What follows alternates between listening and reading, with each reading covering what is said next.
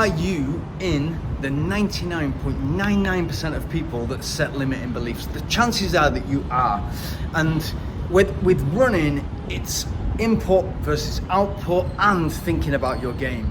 So if you're starting from wherever you are right now or way back when, if you add structure to your training, and you've not had structure so far, so it's an interval session midweek, it's a long run at the weekend, you're taking care of your endurance, your stamina, and your speed. You add to that speed, you add to that hill work, you add to that strength work in the gym.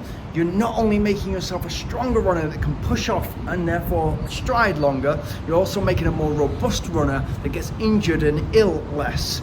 Then you add to that nutrition. All of a sudden you're eating the right foods, you've got good energy for your training, and more, a better and fuller recovery. Add to that the mentality of not thinking, okay, I'm going to go for a sub 4 hour marathon. I can now go for sub 3 hour marathon or sub 250 or whatever it is. Maximize whatever you are capable of. Add to all those things. Then, if you add to that exercise physiology, you go and you get fit, and then you go and get a lactate threshold test. You see what your blood is doing as you work at different effort levels, and then you insert that with a specialist into your training, which is really easy to do. If you're in the UK, US, wherever you are in the world, Germany, very, very simple to do. Here in the UAE, very simple to do. I could go and do it there.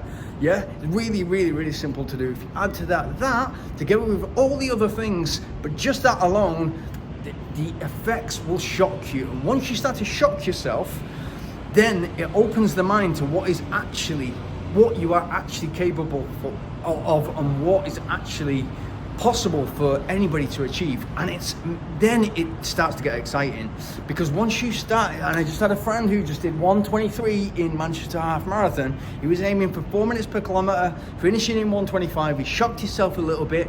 Already he's thinking, if I can do 1:23 for the half, I can do 1:19.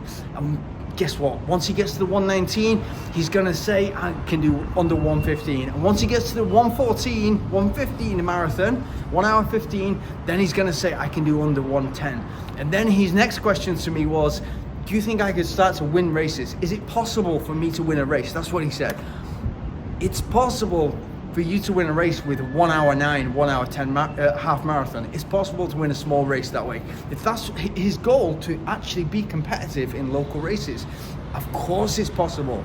And if you go longer and he works on his long run and he works on his endurance and he builds that into a marathon and he's able to run 2:40 marathons, 2:35 marathons, you can win races.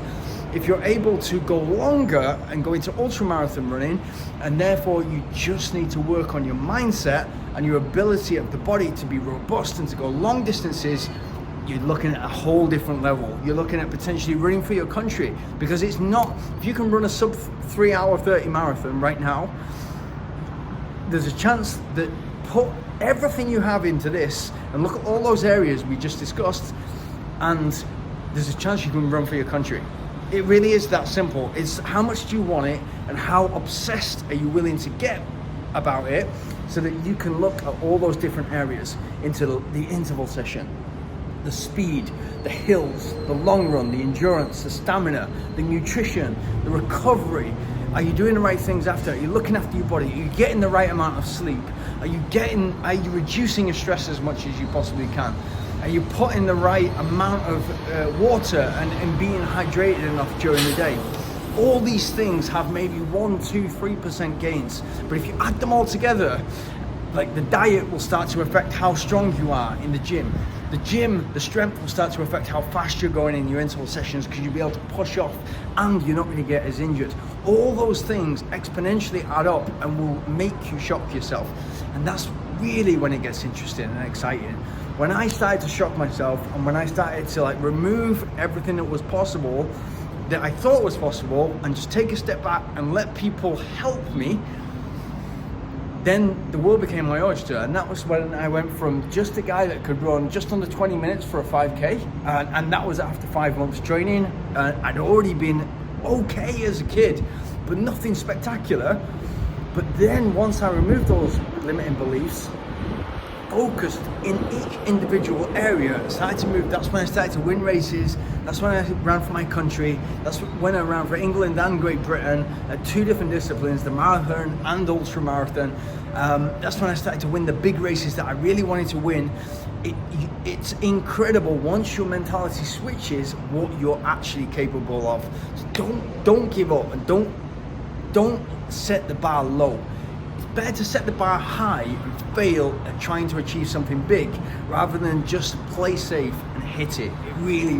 It's so much better being in that first camp.